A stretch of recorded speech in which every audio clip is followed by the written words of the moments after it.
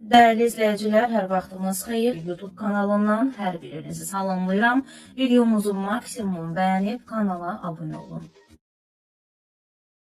Mətanət keçmiş gəlinini rüsva etdi. Gecə biz evdən çıxan kimi əşraqə ittiham.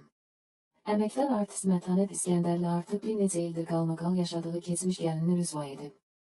Verilişlərin birində qonaq olan sənətçi eks-gəlini haqda bir sıra iddialar səsləndirib. Rəhmətlik atam deyirdi ki, ay bala, siz evdən gedən kimi bu da çıxıb gedir.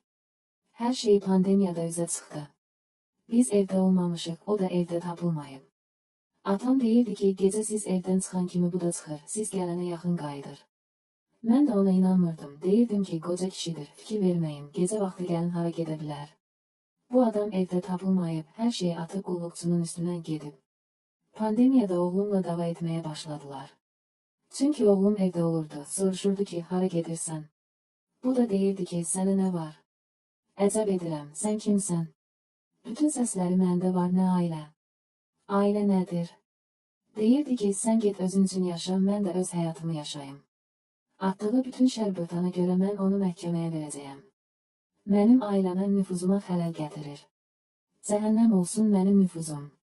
Ailəmdən, balalarımdan, gəlinimdən əl çək.